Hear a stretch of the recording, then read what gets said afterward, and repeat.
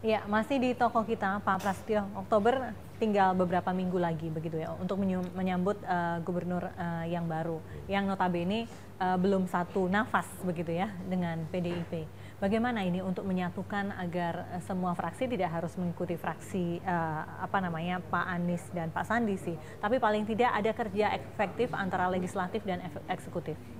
Jadi gini loh Mbak, ini kalau saya melihat, tapi saya nggak pernah bertemu dengan namanya tim sinkronisasi. Tim sinkronisasi, nah, iya. saya rasa dengan harusnya sudah bertemu ya? Ya, tim sinkronisasi kan sudah bicara dengan eksekutif. Berarti dia kan badan dia udah eksekutif. Ya, oke. Dia sudah punya bayangan, pandangan mengenai anggaran. Ya mudah-mudahan yang saya bilang sekali lagi, anggaran yang akan dipakai benar-benar tepat pada sasarannya. Karena bukan apa-apa. Dulu Pak Ahok pernah bicara, dia bilang, ini kalau mudah-mudahan saya terpilih lagi sebagai gubernur, APBD saya bisa 150 triliun. Itu belum terjawab, saya belum tanya. Tiba-tiba Pak Ahok sudah kalah dan sebagai tersangka. Ya, saya mau tanya itu dari mana gitu loh. Nah sebetulnya kalau saya mungkin jadi Pak Anies atau Pak Sandi, datangi Pak Basuki di dalam Makobrimob di tahanan, dia bukalah komunikasi. Mungkin sudah dengan Pak Jarod ya? Saya nggak ngerti, tapi yang Pak Jarod pun saya rasa dengan ini Pak Ahok ini kan orang yang mengerti detail, ini orang ngerti teknis, orang ngerti lapangan, karena permasalahan yang ada ini kan Ahok yang tahu sendiri masalah KLB. Saya tanya kepada Mbak Vesi ya, itu jembatan Semanggi itu sebetulnya kalau menurut payung hukum nggak betul itu. Ya. Tetapi tujuannya ke situ kan betul loh. Ada anggaran di kawasan di area situ kena namanya KLB, denda KLB. Dia membayar kepada kita bangun gitu. Jadi kan ada ikon baru lagi. Nah, hal-hal seperti itu bagaimana dia mengimplementasikannya Pak Ahok ini kok bisa sampai ke situ gitu loh. Nah, disinilah saya sih sumbang saran, saya bilang. Kalau kita kan cuma melihat pembahasan komisi-komisi di Banggar selesai, saya bilang sama teman-teman pokoknya kalau yang nggak layak coret, nggak layak coret karena bukan Mbak yang punya planning pembelian barang itu adalah eksekutif. Kita cuma suruh ngawasin, cuma suruh tandangan, suruh ketok palu gitu loh. Nah, di sini tapi jangan-jangan nanti coret-coretnya membabi buta seperti itu. Nah, selama tidak ada ukurannya. Jadi gini Mbak, Mbak Wesi ya.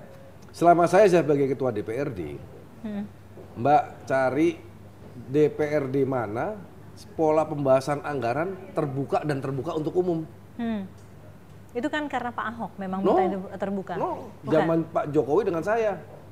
Oke. Maaf ya, zaman Pak Jokowi dengan saya. Saya bicara dengan Pak Gubernur pada saat terpilih Pak Jokowi, Pak, saya pembahasan masalah anggaran saya terbuka untuk umum. Permasalahannya Mbak, sebelum Pak Jokowi dan Pak Ahok, itu kan ada gubernur-gubernur sebelumnya. Adakah pembangunan? Ada Semanggi, ada banjir, ada macet. Tapi sekarang kan ada pembangunan untuk bagaimana mengurai masalah banjir, bagaimana mengurai masalah macet. Ada MRT, ada LRT, ada setpel di mana-mana. Bukannya itu proyek-proyek nasional ya, ternyata bukan proyeknya DKI saja, begitu kan? Nasional juga kan, yang kalau model Waduk Pluit kan DKI itu. Tempat kumuh diperbaiki kan juga Pak Jokowi kepingin, sama Pak Ahok kepingin, dan Pak Jarod kepingin. Bagaimana masyarakat layak tinggal? Ini metropolitan loh. Jangan mereka tinggal di pinggiran bantaran kali, nggak layak kan? Nah mereka berpikir rumah susun sana, rumah sini, tapi kan tanahnya di DKI Jakarta itu udah rusak yang namanya tata ruang. Dari Jakarta Utara sampai batas antara Cibubur dengan Bogor, yang wilayah Jakarta, itu udah rusak, itu harusnya dipapas semua. Nah akhirnya apa? Terjadilah itu yang namanya KLB. Oke. Disitulah ada uang. beberapa bangunan liar yang akhirnya dikompensasikan seperti itu ya. Nah, di situ juga Pak Ahok bilang pada saat itu, emang APBD nggak tersentuh karena duit di luar banyak sekali. Kalau dulu di luar duit banyak sekali, larinya kemana? Kan itu satu pertanyaan.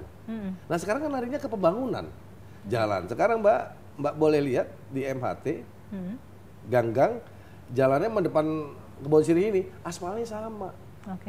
Nah hal-hal yang seperti itu. Dan satu, di tahun anggaran 2016 saya menemukan dana siluman juga, saya menemukan. Nilainya 1,8 triliun. Dari budget mana? Dari eksekutif kepada saya, salah satu contoh. Salah satu contoh Mbak ya. Banyak kan pengemis-pengemis di lampu merah. Iya. Ditangkepinlah oleh dinas sosial. Ditaruhlah ke panti asuhan, panti sosial. Itu kan harus dikasih makan. Harus kasih makan layaknya orang kan 3 kali. Setelah dia taruh di panti sosial, dia harus dikembalikan ke kampung halamannya. Nah, di mana terjadi pencurian uangnya? Makan 25.000 buat mereka satu hari, kali 3 75.000. Ada yang makan 50.000, kali 3 150.000. Ada yang makan 100.000, kali 3 300.000. Ini contoh misalkan. Di mana yang dipilih 25, 50, 100? Yang dipilih 100. Padahal yang dikasih makan cuma 25, mungkin nggak 25.000. Ini contoh ya, bukan ini contoh. Nah kalau ini dikumpul di akumulatif, ini kan uangnya besar. Satu contoh. Dan itu semua sudah dilakukan oleh Pak Ahok? Setelah saya laporan kepada nih anak buahmu nyolong, nih kejadian seperti ini. Akhirnya pada saat itu dia panggil semua SKPD, diserut semua, dihilangin semua. Ini nggak perlu. Baiklah jadi APBD. Ahok juga masih realistis, emang Ahok akan berperang dengan orang yang korupsi. Itu Ahok. Orangnya konstitusi lah. Nah, yang kedua Mbak, ini contoh soal yang paling gampang. Di kerangka anggaran ada misalkan membeli iPhone 6 10 juta nomor 7. Di nomor 8 nggak ada judul nomenklaturnya, ada 5 juta. Kalau melihat dari kasat anggaran ini satu kesatuan, padahal itu adalah itu cara bermain ya seperti itu ya. Nah, disinilah saya juga punya tim audit ya, tim anggaran saya ya. Saya mengumpulkan mantan stan yang kerja di mana-mana, saya kumpulkan di satu. Kalau sudah pembahasan anggaran ini, saya secara pribadi saya ingin sekali Jakarta masyarakatnya diuangkan lah. Saya nggak mau melihat seperti Johar Baru, Tanah Tinggi, ya itu tidur satu kotak rumah, tidur bisa shift-shiftan, ada yang pagi sampai jam sekian, dan sampai sekian. Nah itu kan nggak boleh, ini metropolitan gitu. Tapi ada juga banyak yang mengatakan Pak Ahok memang membuat Jakarta maju begitu, tapi tidak membahagiakan warganya. Sekarang, dan juga mensejahterakan hanya segelintir orang. Saya rasa nggak begitu kalau pandangan saya ya secara pribadi ya. Kalau memuaskan orang semua kan nggak bisa, tapi kalau orang itu nurut mau, ya contoh soal yang paling gampang mungkin ya, yang dari Muara Angke ditaruh di Marunda, itu kan bukan tempatnya dia. Iya. Tetapi kalau membangun tempatnya nggak ada, di mana? Dipinggirkan dulu, setelah ini dibangun rumah susunnya, ini dikembalikan lagi karena dia kerjanya cari ikan di situ gitu loh. Jadi hal-hal seperti itu mungkin sosialisasinya, konsolidasinya anak buahnya Pak Ahok pada saat itu nggak sampai kepada. Dan penyampaiannya mungkin ya, cara berkomunikasi yang kurang baik begitu. Pak Prasetyo, kenapa kemudian Ahok sering waktu itu tidak sinkron dengan DPRD begitu? Karena DPRD ini bisa dibilang lahannya koruptor begitu. Bagaimana Anda sebagai Ketua DPRD membenahi ini ke depannya? Saya ketawa kalau ngomong begitu. Kok yang koruptor DPRD? Yang punya uang dia. Eksekutif. Kita kan cuma ngawasin dia nih, ngawasin teng. Nah, lu nyolong. Akhirnya oknum DPRD diajak bareng nih, berkompromi sama dia. Tapi alhamdulillah selama saya 3 tahun saya memimpin, teman-teman semua saat nggak ada udah main seperti itu. Apa kewajiban eksekutif terhadap saya? DPRD, ya kasih dong. Contoh soal nih Mbak, apa nggak boleh saya ngiri dengan eksekutif? Biaya operasionalnya gubernur sama biaya operasionalnya saya. Berbandingannya bagaimana itu? Kalau Pak Gubernur dan Wakil Gubernur 4,5 miliar, kira-kira saya Ketua DPRD dengan wakil saya 4 orang, kira-kira berapa per orang? Kira-kira Mbak?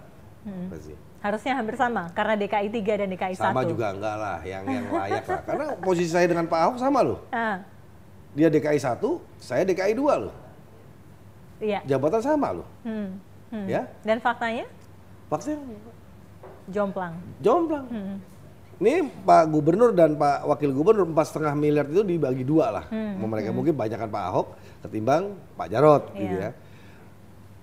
Pak Ahok dan Pak Jarod memberi karangan bunga di mana, membantu orang di mana-mana. Saya juga sama loh. Datang proposal bantu orang kawinan apa bla bla bla. Hasil saya 3 juta gaji pokok gubernur kali 6 cuma 18 juta, Mbak.